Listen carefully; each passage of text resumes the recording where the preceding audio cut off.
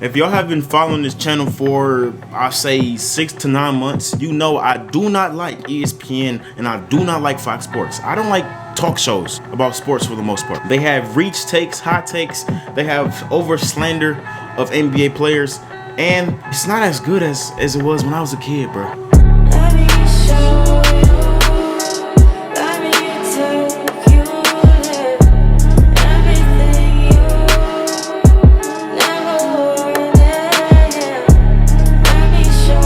We have another example of this in Rachel Nichols. Rachel Nichols is the host of The Jump, and she has been progressing through her career very fast.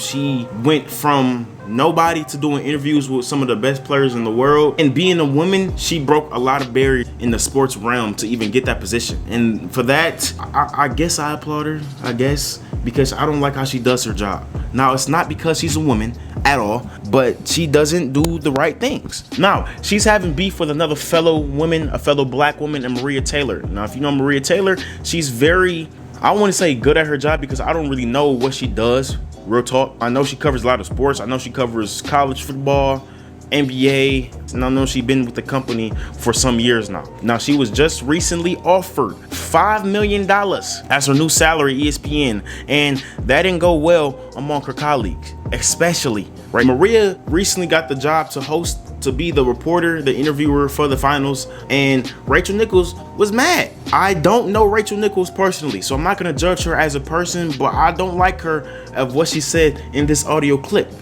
Roll the tape. He said to me, hey, instead of hosting the NBA finals, why don't you do Doris's salary reporter job for the NBA finals? That's what that would clear the way for.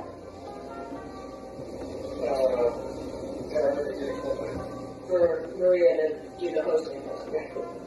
Yeah. So, I have declined. I don't know what their next move is, but they are feeling pressure because of all of that. And, I'm trying to figure out, like, how to just, my thing is that I wish Maria Taylor all the success in the world. She covers football, she covers basketball. If you need to give her more things to do because you're feeling pressure about your crappy long-time record on diversity, which, by the way, I myself, know personally from the female side of it, go for it. Just, find it somewhere else. You're not going to find it with me. A lot of things you can grasp from this. Now, I'm not calling Rachel a racist person. I'm not calling her that. The words that she said in this, I don't trust her as a good person. I feel like she's a me type of person. She doesn't like when other people eat. She doesn't like when her colleagues get opportunities that they would never even gotten. She basically said that Maria Taylor only got the job for being the NBA Finals interviewer and reporter and getting a huge salary is because of Black Lives Matter and the whole movement that happened last year. Now, usually companies do this a lot. When something happens in the world that has something to do with race or person of color related, they put that person of color who was a victim and put it all through the company to show the world that they're down with the people, which is just performative. You're not putting no money in these black communities, in the Asian communities, in these Hispanic communities. They just putting them there. For example, Pride Month was last month. You've seen every big corporation change their logo to a rainbow type logo. Coca-Cola, Apple, Microsoft, everyone. And then once the month ended, they went right back to the normal self. That means it's all performance. It doesn't really mean nothing because you're not putting action towards your words or action towards what you displaying in front of the people. Before all that, Maria Taylor was talking about this before ESPN had the chance to do that. Maria Taylor was the main person covering the WNBA when they took strikes last year during the bubble and when nobody wanted to say nothing. Maria Taylor made it popular for other white people to talk about it, to make them look cool. You know what I'm saying? So I'm not saying ESPN did it to make their brand look better.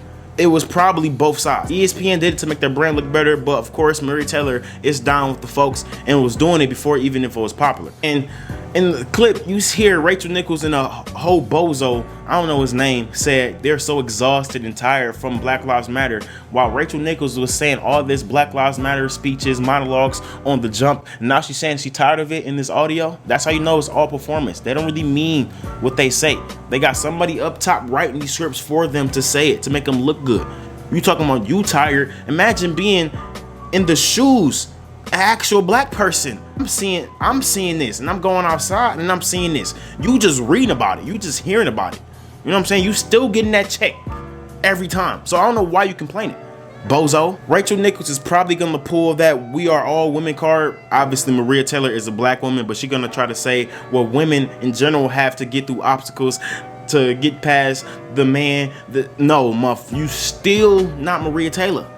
Now, it's more deeper than just this incident. I think Rachel Nichols should not be allowed to talk this much basketball. She should not be allowed to talk this much basketball in this frame.